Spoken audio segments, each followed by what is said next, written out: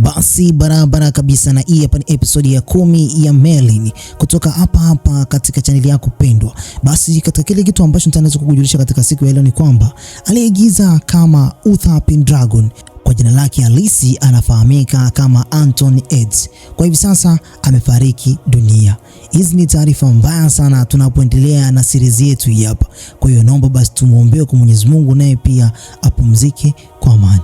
Movie yetu inaanza katika kijiji kimoja kilichokuwa kinaitwa Eldor. Kijiji hichi ni kijiji ambacho kiko katika kingdom ya Sindred. Sasa katika kijiji hichi waliingia wavamizi wachache, ambao katika hao wavamizi kuna mmoja ambaye ni mkuu wao anaitwa Kanen. Kanen katika kijiji hichi alikuwa anafuata vitu kama vile chakula pamoja na vitu ambavyo basi yeye mwenyewe binafsi alikuwa anavihitaji kama vile pesa. Alikuwa anawavamia watu hao na mwisho wa siku anachukua vitu vyao. Kuna mtu mmoja katika hichi kijiji anaitwa Hunith. Hunith huyu ni mama yake mzazi Merlin. Sasa mwanamke huyu alipomuona mwanaume mmoja anaitwa Matthew alipokuwa ananyang'anywa chakula na hao miamba ambao ni wanyang'anyi tu waliofika katika kijiji chao, naye pale akajaribu kwenda kumtetea. Lakini kipindi hicho ambacho basi alipokuwa basi anajaribu kuweza kumtetea, basi naye aliweza kufetuliwa vibao. Huyu mwamba alikuwa hana mbili kwenye moja. Alimuua mtu mmoja katika lile eneo kipindi ambacho basi naye pia alikuwa anajaribu kuweza kumtetea Hunith. Asa mwanamke huyu ni mama yake mzazi Merlin kama nilivyoweza kueleza hapo awali. Kwa hiyo aliweza kupatwa na hasira sana. Akaamua kwenda kuomba msaada katika nchi ya Camelot. Katika nchi hii ndipo ambako mwanae anamsaidia mfalme katika kazi mbalimbali, tena kwa siri kupitia uchawi wake. Walikutana pale kwa pamoja. Merlin akamkuta mama yake pale kwa katika uso wake ana kovu, na kovu hili limesababishwa na Kanen. Akamuuliza kwamba nani amekufanyia hivi? Merlin hakutaka kuweza kuuliza swali lingine lolote lile, bali alitaka kuweza kujua kwamba kwa nini mama yake usoni mwake ana changamoto. Sasa mwanamke huyu alifika mbele ya mfalme na akamueleza nini ambacho kinatokea katika kijiji chao, kwamba kuna watu ambao wanavamia na wanachukua mali zao, na hao watu wamekuwa wakiwatesa mara kwa mara, na sasa hivi wamewaahidi kwamba watarudi tena kwa nafasi nyingine tena katika kipindi hichi cha mavuno. Mfalme, kwa kuwa ufalme huu ulikuwa ni tofauti na ufalme wake, yani katika kijiji hicho cha Eldor, lakini pia kilikuwa kimeweza kupakana na nchi ya Camelot, mfalme alikataa kuwasaidia watu hao. Mama mzazi wa kwake Merlin alipiga mpaka na magoti akimwomba mfalme aweze kuwasaidia. Mfalme aligoma kabisa. Merlin alikuja huku nje kuja kuongea na Arthur. Arthur akamwahidi kwamba kama ufalme huu ungekuwa chini yangu, ningeweza basi kuwachukua askari na kwa muda huu tungeweza kuwa barabarani. Lakini Merlin akasema kwamba alitambua hilo, lakini pia naomba basi niende kuendelea basi kwenda kumsaidia mama yangu katika kijiji chao. Merlin alimwaga Arthur, lakini pia naye Arthur alisema kwamba ni mmoja kati ya mfanyakazi wangu bora ambaye nilikuwa namheshimu, lakini pia ni mmoja kati ya mfanyakazi ambaye ni mbaya sana na nakuchukia. Lakini Merlin alisema kwamba naamini kwamba haya yote anayosema si ya kweli. Alitabasamu tu. Na pia Arthur alimwambia kwamba nakutakia safari njema. Merlin alifika katika chumba cha kwake Guinevere, na Guinevere alimwandalia upanga, lakini pia alimwahidi kwamba atamwandalia vifaa vingine kwa ajili ya mapigano. Lakini mara ghafla kipindi ambacho Guinevere basi alipokuwa basi anajaribu kuweza kuongea naye, aliingia pia pale Lady Morgana, na yeye amejiandaa kwa ajili ya kwenda na Merlin katika kijiji chao. Kijiji kimevamiwa, kwa hiyo wote wanajaribu kwenda kumsaidia rafiki yao katika kijiji chao. Pia naye Gaz alimwandalia Merlin vitu mbalimbali, hata pia wine, lakini pia hata nguo. Na pia Gaz alimwahidi kabisa Merlin kwamba natamani sana uweze kurudi mapema sana baada ya kumaliza jambo hili. Gaz anamwaminia Merlin kinoma noma. Basi Merlin pamoja na Guinevere pamoja na Lady Morgana walikamata barabara kwa siri bila hata ya mfalme kuweza kutambua kwamba watu wao wametoka katika ufalme, na kisha wakaingia katika pori zito. Huku usiku wa manane ulipofika, Merlin pamoja na mama yake walidiscuss kwa muda mrefu sana.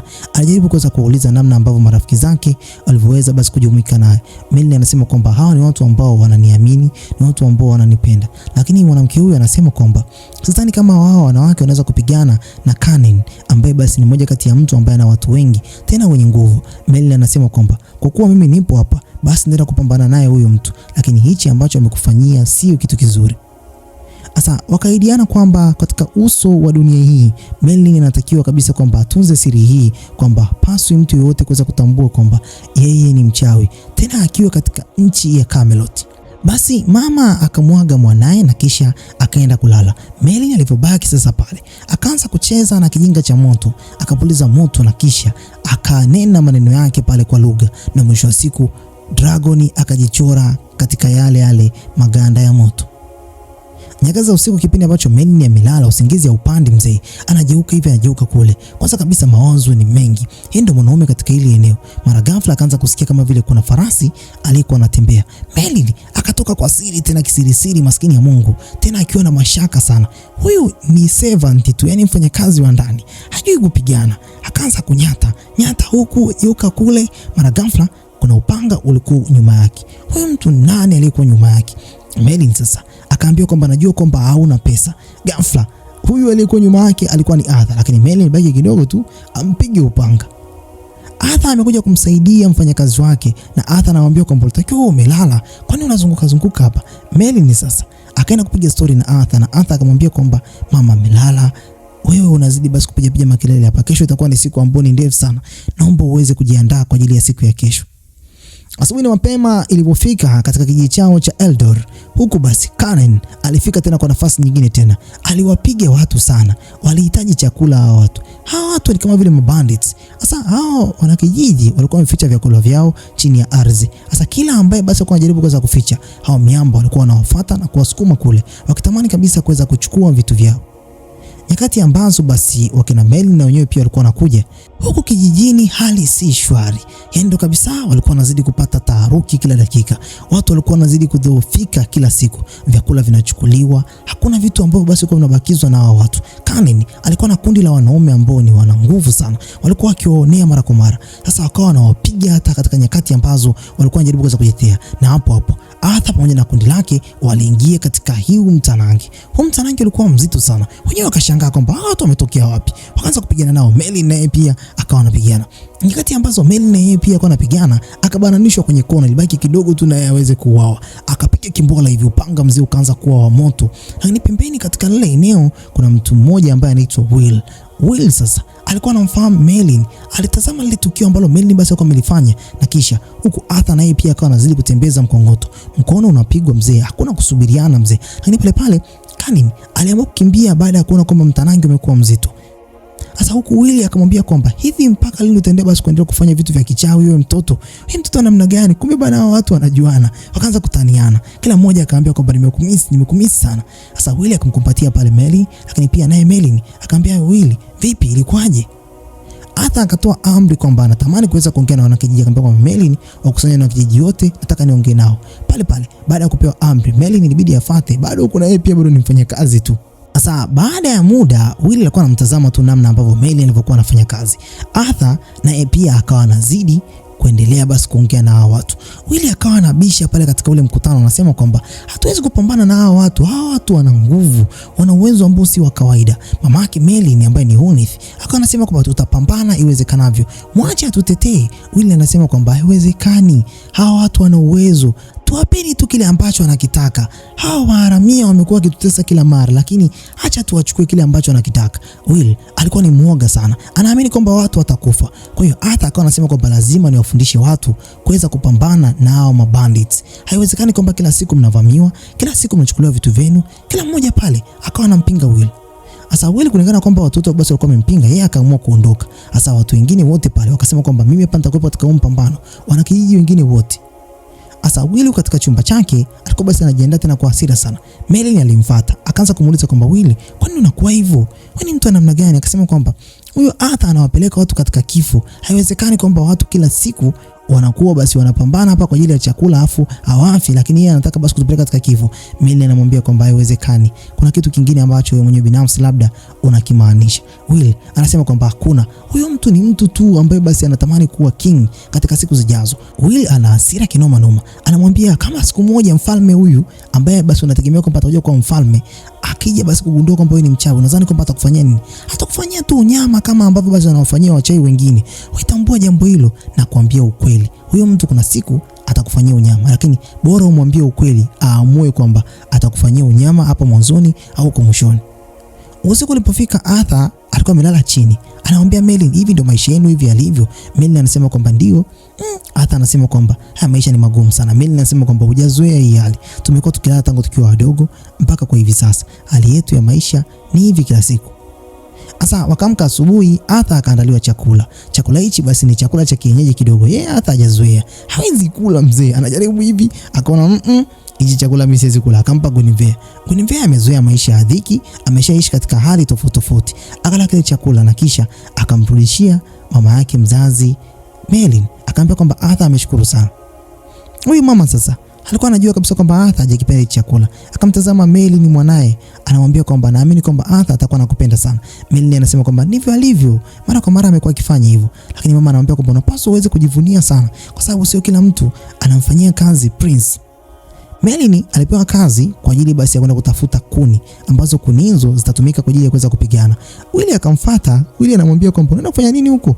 Watu wanajua kwamba hujaji kushika hata shoka. Wewe unashikaje shuka leo? Willy anasema kwamba labda umebadilika. Basi Merlin akamwambia kwamba hivi nini ambacho kilikufanya kipindi kile ukaamua basi kuificha ile siri? Sasa kuna ujinga ambao Willy pamoja na Merlin waliufanya na hawakuweza kueleza kwa sababu anaamini kabisa kwamba ni kitu kibaya, lakini mama yake mzazi Merlin alikuwa anaufahamu. Kwa hiyo Willy mpaka katika siku ya leo hajaweza kumwambia mtu yoyote kwamba ni Merlin alifanya. Kwa hiyo Merlin aliondoka katika hichi kijiji kwa sababu ya uoga wa mama yake mzazi, na mama yake mzazi ndo alijaribu kuweza basi kumtuma kule kwa Gazi.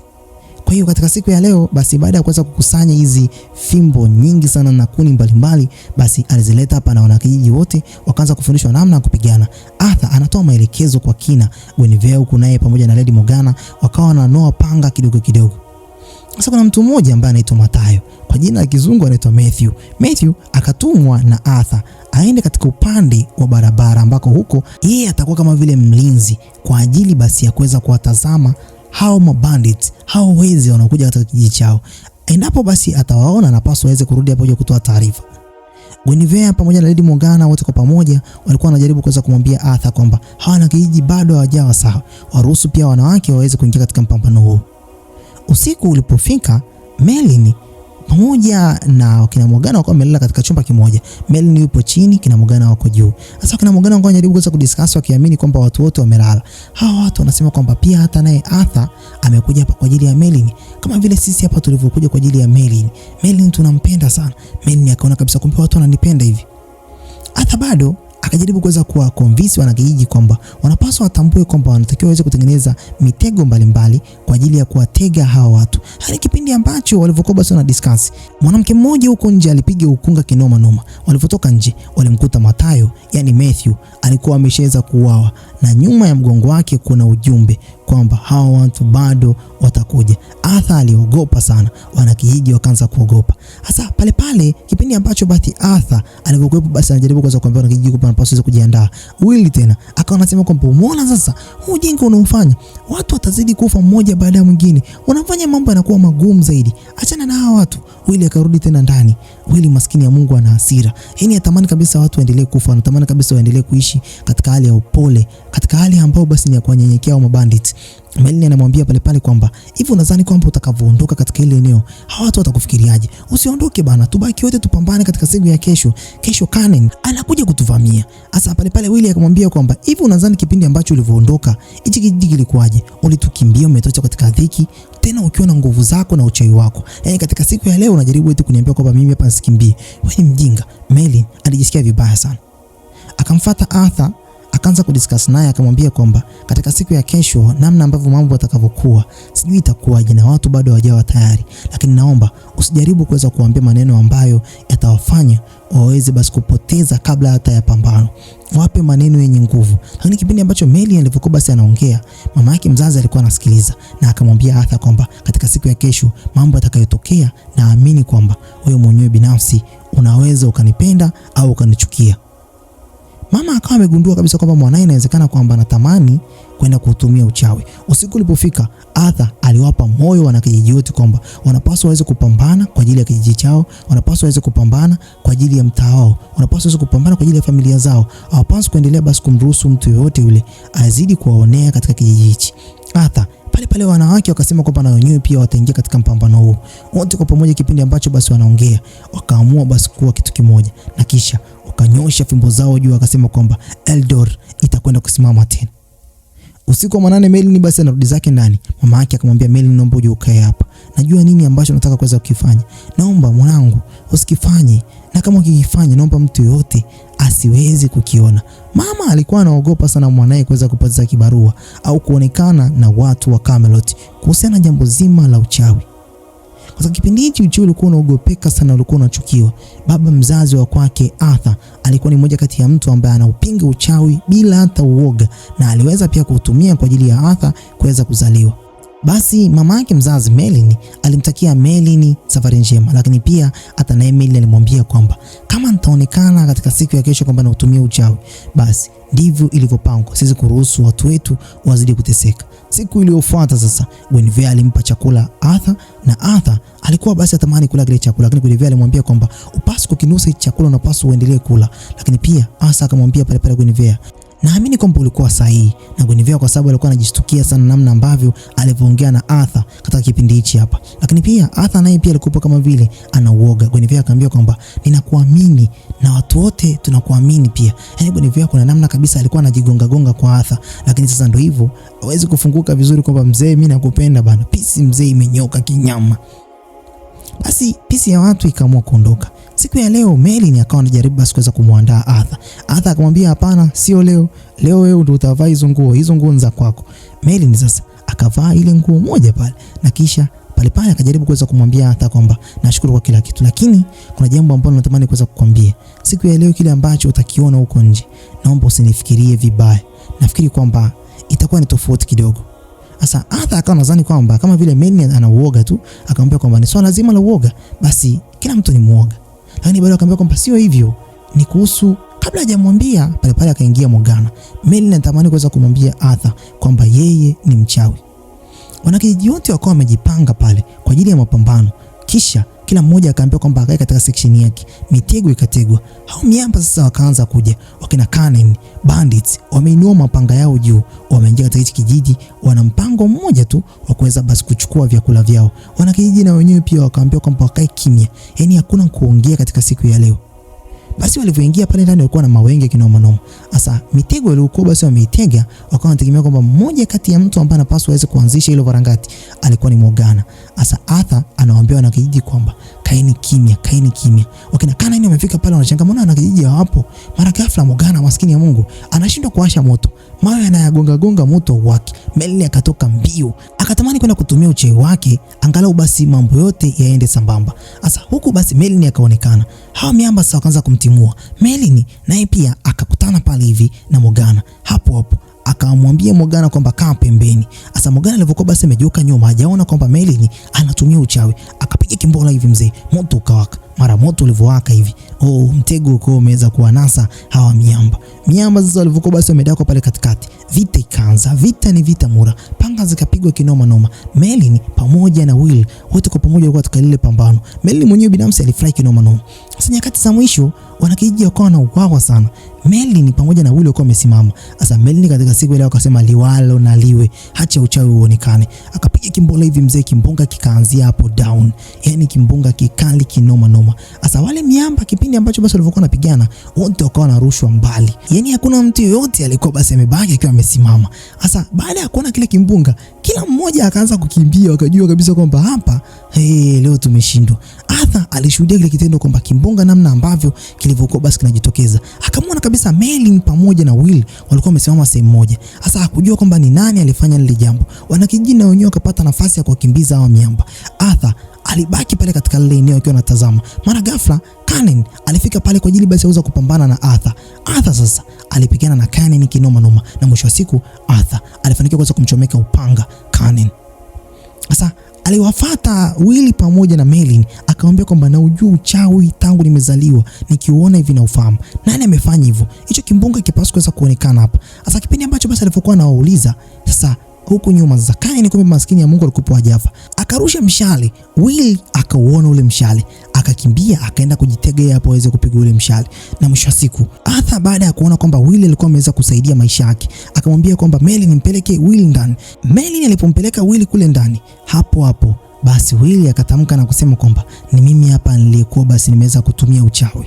Sasa lengo lake lilikuwa ni kumuokoa Merlin, kwa sababu alijua kabisa kwamba aendi kupona, alikuwa na bleed sana, na katika siku ya leo aliamua tena kumuokoa Merlin katika mtanange. Akamwambia kwamba siwezi kuruhusu wewe uweze basi kushtumiwa katika hii kesi. Wewe ni rafiki yangu milele, naomba nibaki hapa na wewe.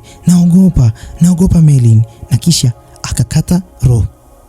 Willy alikuwa amemwokoa Merlin katika kesi ya kuitwa mchawi, lakini pia alikuwa amemwokoa Merlin katika jambo la yeye basi kuitwa mmoja kati ya mtu ambaye ataenda kufa katika kiti cha Camelot, yani kutumikia ufalme wa Camelot na mwisho wa siku uwe mchawi. Ilikuwa ni kizaazaa. Arthur alimwambia kabisa Merlin kwamba rafiki huyu alikuwa ni rafiki mzuri. Merlin akaulizwa, "Je, ulikuwa unajua kwamba alikuwa mchawi?" Merlin akasema ndio, lakini uchawi ni yeye alikuwa ameweza kufanya pale. Basi Arthur akabaki haijui siri mpaka kwa hivi sasa, na mama yake mzazi Merlin akamshukuru Merlin kwa kile ambacho ameweza kukifanya na akamruhusu tena Merlin arudi katika ufalme wa Camelot. Yeye atabaki katika kijiji hichi chao cha Eldorot na yeye akaagana naye pale rasmi. Basi tukutane tena katika episodi ya 11. Mimi ni yule Melek. Bye bye for now.